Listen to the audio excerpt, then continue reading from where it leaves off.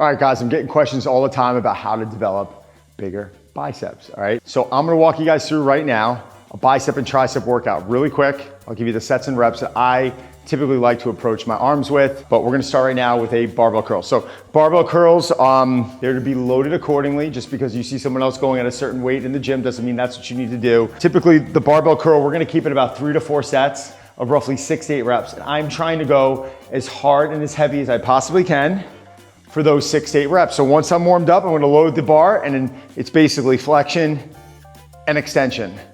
Flexion and extension. So do your warm-up sets. I want you to go as close to failure on those 3 sets of 6 to 8 reps as possible, all right? And then when we're done with that, we're gonna now go to our tricep movement. The reason why I don't wanna superset them is because I don't want you fatigued. This isn't about training your heart rate. This is about stimulating muscle fibers. And if we're just running back and forth between exercises just to pump the heart rate and work up a sweat, well, we could be diminishing the amount of strength and the amount of hypertrophy that we're trying to achieve. After we go through that first bicep movement, I'm now gonna come back and repeat with a tricep, either a tricep extension, or we can call them a skull crusher or a nose breaker. Typically, I would not expect any of you to be doing this on a rack. I would want you to go over to a bench, get a partner, whatever it might be, a flat bench, but tying up a rack in a gym, it's a no-no. This is my own gym, so I can do whatever the hell I want. But typically, we're gonna, on that skull crusher, I'm going at about shoulder width. I'm gonna lower to my hairline, and I'm gonna raise explosively. Lower to my hairline, explosively. Now, I do see specific people on this exercise lowering it more to the top of their head, coming more to the bridge of their nose, more to their hairline. I'm okay with it all. It's about achieving tension. It's about trying to create as much tension in that tricep as possible. Try and get stronger on this lift. Even by getting stronger on these lifts, you'll notice that on the bicep movement, your pull-up, your row, that will improve. And on your tricep extension, things like your bench press, your dumbbell press, your overhead press, that will improve because you have triceps that are stronger, and that is a secondary mover to those bigger lifts. Let's go upstairs, come on. All right, now we're coming back to biceps. So we just did the first 2 movements, which is a straight bar curl and a skull crusher, all right? We kept our reps at 6 to 8. Now we're gonna get our reps up just a little bit. So now we're gonna take it about 3 sets of roughly about 8 to 10 reps, all right? And the first movement I wanna start off with is an incline hammer curl. All right, changing the angle up a little bit, not starting with anything heavy. I'm gonna now get my back flat up against the bench. And again, this is an isolation. I don't wanna see me shoulders working here. I want basically just flexion and extension. Flexion and extension. My goal is for 3 sets of 8 to 10 reps, as heavy as I can. And I want my sets to look like my warm-up sets. They don't have to feel like it. So if you're getting a little bit of arm motion, I'm fine with that, but create tension and get your arms stronger while you are driving a lot of blood and building up a lot of lactic acid in the arms, okay? Let's go to our tricep movement. Now, I know a lot of people like to finish with the row push down. I actually like to put it in the middle a lot of times because our finishing exercise, we're gonna have to go a lot lighter than this, and it's 1 arm at a time, all right? But for right now, we're gonna try and load the cable, the rope, or the bar as heavy as we possibly can while keeping our elbow pinned to the side. I do not want to see any motion from here to here.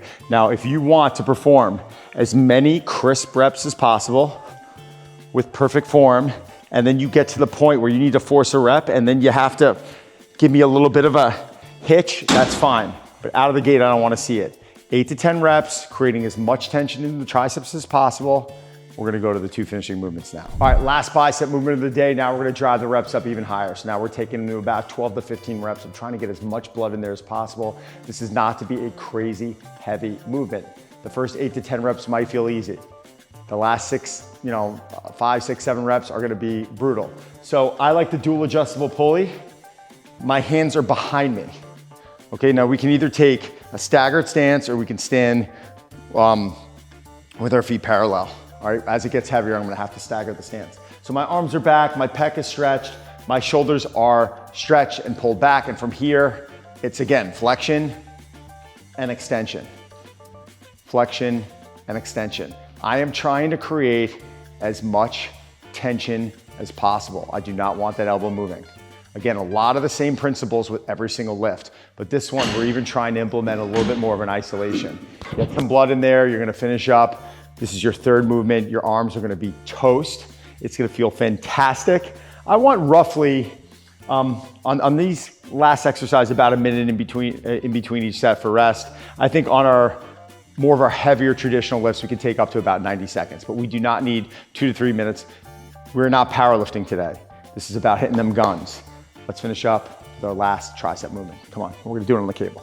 The one arm overhead cable tricep extension is something that I started implementing into my training later in my career because it's just hard. It's requiring a lot of shoulder mobility. It's requiring a lot of stability, and to get your arm into that position, you gotta be somewhat flexible.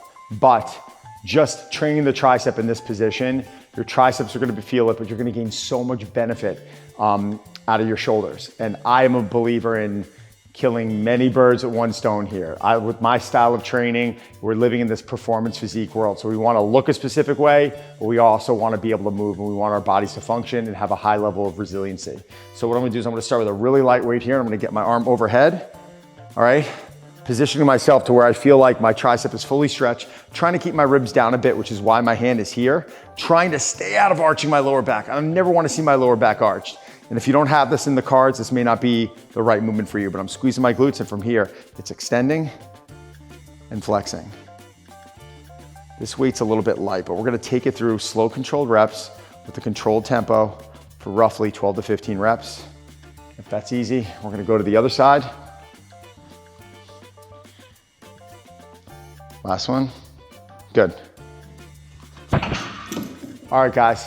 So that was 6 movements, 3 biceps, 3 triceps. This workout should take you 40 minutes max, all right? We're focusing on lower repetitions in the beginning. We're getting a lot of blood in the muscle later on. We're throwing in some good functionality there, working on some shoulder health. You should feel great. This should give you those superhero arms that you see in Hollywood. If you guys got any questions, fire them off to me below. I will get back to you. Thanks.